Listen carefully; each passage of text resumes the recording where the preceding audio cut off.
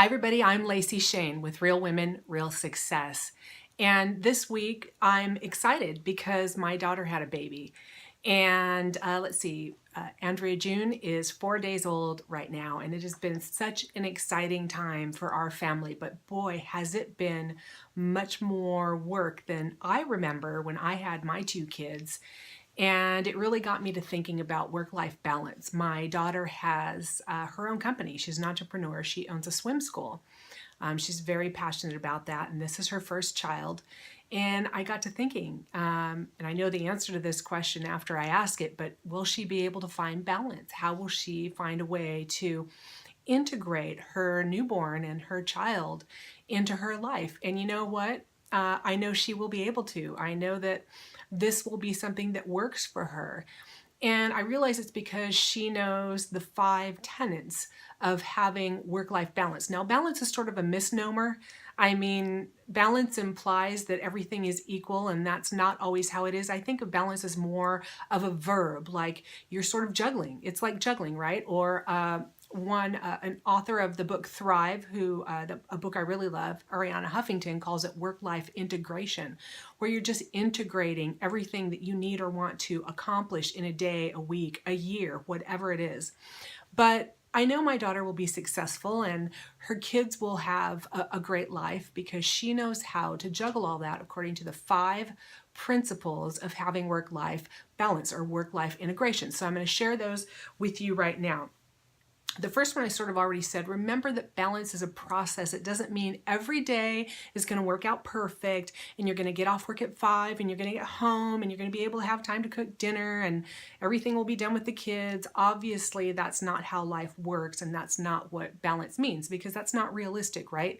But I think understanding that balance is a process that you continually do, and that it's something that you don't achieve balance, you implement balance as a process, okay?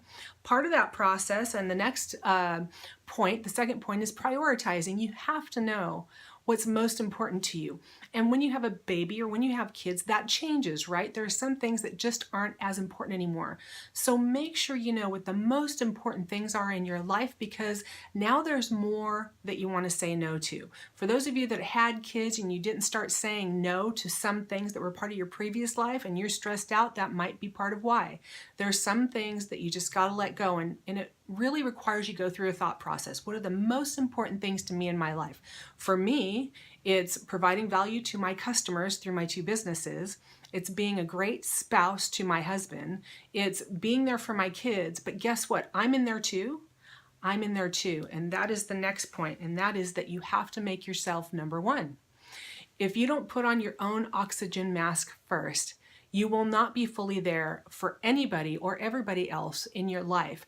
So everybody misses a mani-pedi every now and then. Sometimes I miss my morning spiritual meditation. Maybe you don't always get to your workout. But are you, as a general rule, taking care of what's most important to your happiness? You really have to assess. And I know some of you women, you don't do this. Sit down and think about, what recharges my battery? What feeds my soul? And if you don't already have that planned into your life on a regular basis each week, make sure you do that. That means something else may have to fall off the plate, but you'll never be the best you can be. You'll never be fully happy if you're not taking care of yourself. So make sure you do that as well. The 4th point is that energy comes from motivation, and motivation comes from passion. So I know that a lot of us have had jobs, or some of you probably do have jobs that you're just trying to make ends meet, right? But the economy is getting better now, and I encourage you, go out and find employment that you love, or find a way to start a business that you love. That's part of why my daughter will always be successful, because here's the thing, and it's why I will always be successful. I love what I do. I love making these videos. I've been up so many hours for the last 4 days, and I could not skip a Friday making a video for you, because I love helping other women succeed. If you love what you do, you'll never work another day in your life. What it means is that if you're up for, all hours of the day, or you only get 4 hours sleep, or you work 14-hour days, if you love what you do, it'll fly by. You'll be motivated. And yes, you're still going to need a rest, but you'll have so much more energy. You'll have so much more to give if you love what you do. So if you don't, a huge part of work-life integration or work-life balance is to find what you love to do and switch to that. And if you don't know, get some help figuring it out. Email me. I'm glad to help you. Lacy at lacyshane.com. I love helping women figure out what their passion is. That is one primary key to work-life balance and your happiness and success, okay? And then the last thing is plan your days.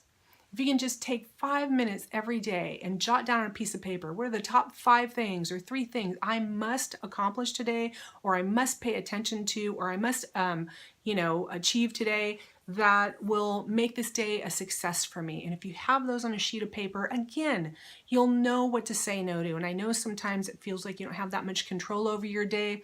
That might be because you're not doing what you love. You're actually working for someone that kind of maybe holds you hostage a little bit.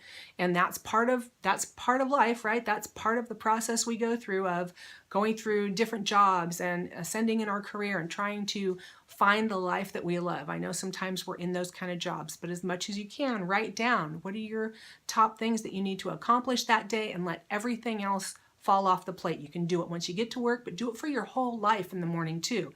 Like after you get home from work, I want to make sure I cook dinner for the kids and go get a mani-pedi, which means maybe I'm going to have to call a babysitter to be with my kids for an hour or whatever the case may be, okay? But do it deliberately.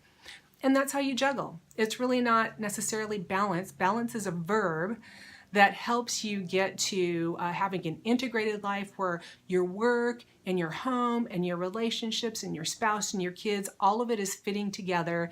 And I look at it as sort of like a lava lamp. It's always changing. It's always reorganizing itself. That's the balancing act.